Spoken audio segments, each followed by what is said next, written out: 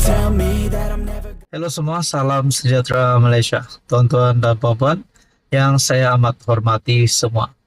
Ada yang kata Najib sudah tamat, ada yang kata Najib sudah game over, Najib tidak ada harapan lagi, Najib dah kritikal.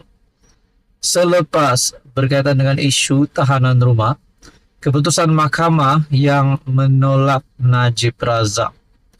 Adakah dengan ini Najib Razak tidak akan ada harapan lagi untuk menjalankan baki hukuman penjara sebagai tahanan rumah? Saudara-saudara, berkaitan dengan isu ini, rupanya ini boleh menimbulkan satu persoalan yang amat besar kepada UMNO, bahkan kepada kerajaan perpaduan. Adakah UMNO, kepimpinan UMNO, Presiden UMNO Ahmad Zahid Hamidi, yang juga adalah sebagai timbalan Perdana Menteri hari ini, adakah beliau mungkin ada perasaan unsur tak puas hati sebab Najib tidak dapat dibebaskan, Najib tidak dapat terima pengampunan penuh, Najib tidak dapat menjalankan hukuman penjara sebagai tahanan di rumah, dan ini membawa kepada UMNO keluar daripada kerajaan? Itu menjadi persoalannya. Melalui satu tulisan daripada Syahbudin Husin pada 3 Julai. Setelah semakan kehakiman Najib ditolak, selesakah UMNO terus berada dalam kerajaan? Wow, ini satu persoalan yang amat besar dan rasanya perlu juga sebagai pemerhati politik dan Anda yang di luar sana meminati berkaitan dengan isu ini. Ini satu persoalan besar yang ditimbulkan oleh Syahbudin Husin. Masih selesakah UMNO terus berada dalam kerajaan? Mahkamah Tinggi menolak semakan kehakiman yang dipohon Najib Razak untuk mengesahkan kewujudan tita addendum yang di Pertuan Agong ke-16 yang membenarkannya menjalani tahanan rumah bagi hukuman penjara yang sedang dijalaninya.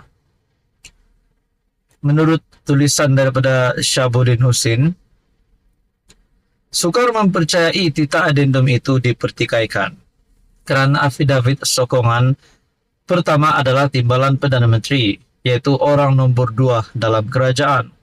Manakala afidavit kedua pula Menteri Besar Pahang, Ketua Kerajaan Negeri kepada Agong ke-16 yang juga merupakan Sultan Pahang ketika ini.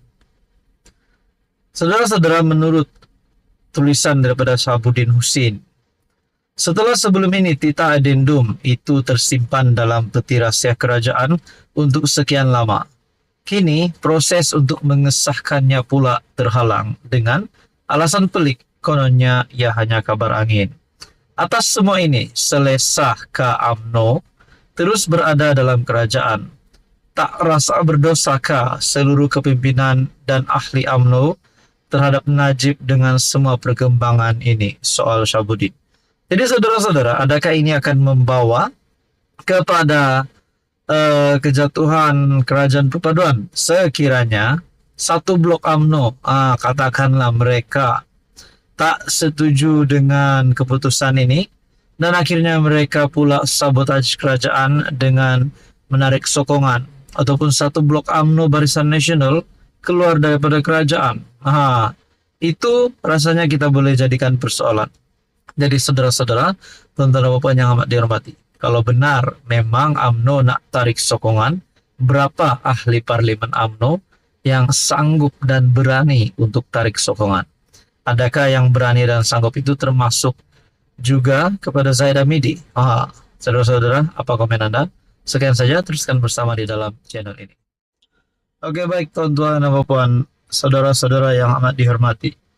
Pilihan raya kecil DUN Sungai Bakap 6 Julai diadakan. Siapa pilihan Anda? Ada yang kata calon Pakatan Harapan akan menang dan merebut semula kerusi Sungai Bakap. Ada yang kata PAS ataupun PN akan mempertahankan kemenangan itu. Seperti yang kita sudah terima maklumat perlawanan satu lawan satu di antara calon PH dan calon Perikatan Nasional. Ini pasti satu tumpuan rakyat Malaysia pada PRK Dun Sungai Bakap. Lalu saya ada membuatlah satu tinjauan ataupun satu survei daripada channel ini. Rupanya ini adalah survei kedua saya, dan survei pertama saya pun calon PH yang menang. Survei kedua pun calon PH juga yang menang. Saya kata di sini, PRK Dun Sungai Bakap, siapa menang dan siapa terpelanting. Undian pertama, calon PH menang besar. Undian kedua, menangis PN kalah lagi. Dan undian ketiga, jangan tumbangkan PMX. Jadi di antara ketiga undian ini, undian paling tertinggi yang saya dapat adalah 74%, yaitu undian pertama, calon PH menang besar. Jadi disahkan melalui undian ini, calon Pakatan Harapan sudah menang. Namun keputusan resmi kita nantikan. Pilihan undian yang kedua adalah menangis PN kalah lagi sebanyak 14%, dan undian terendah sebanyak 12%, jangan tumbangkan PMX. Jadi saudara-saudara, saya mendapat 137 undi di sini. Jadi ini mungkin satu gambaran ataupun terjemahan daripada rakyat Malaysia bahwa mereka masih mahu kerajaan perpaduan untuk diteruskan. Kenapa nak tumbangkan Anwar kan? Dan di dalam ruangan komen berkata, undilah calon Pakatan Harapan, calon PH menang besar. Ada juga yang berkata di sini, undilah PN. Jadi saudara-saudara, ini bukti kemenangan Anwar Ibrahim. Beliau masih lagi diterima rakyat. Kita tunggu saja habis penggal, barulah ada cerita. Tunggu PRU 16, barulah ada cerita. PN nak tumbangkan Anwar, PN nak gulingkan Anwar, siapa-siapa saja nak gulingkan Anwar. Kita tunggu PRU 16. Jadi saudara-saudara, ini bukti penerimaan rakyat terhadap kepimpinan Anwar Ibrahim. Berkaitan dengan PRK Dun Sungai Bakap, ini warkah Fadlina buat pengundi Sungai Bakap. Ahli Parlimen Nibong Tebal, Fadlina Sidek, merayu pengundi di Dun Sungai Bakap memberi peluang kepada calon PH bagi PRK kawasan itu, Dr. Johari Arifin, untuk berkhidmat sebagai wakil rakyat.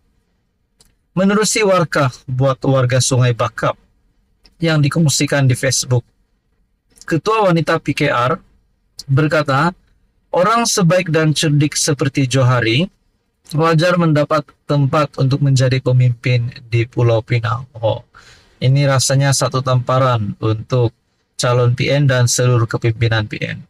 Kita lihatlah siapa yang menang dan siapa yang terpelanting nanti. Mana mungkin seorang guru membawa watak kayangan ketika seharian bergelumang memanusiakan dan menginsankan insan-insan untuk terus menjadi warga yang santun dan cerdas, katanya. Jadi saudara-saudara, pertama, ini bukti penerimaan rakyat terhadap Anwar Ibrahim. Kedua, ini berita baik untuk calon PH. Jadi saudara-saudara, apa komen Anda berkaitan dengan ini? Anda boleh komen di bawah siapa pilihan undian Anda.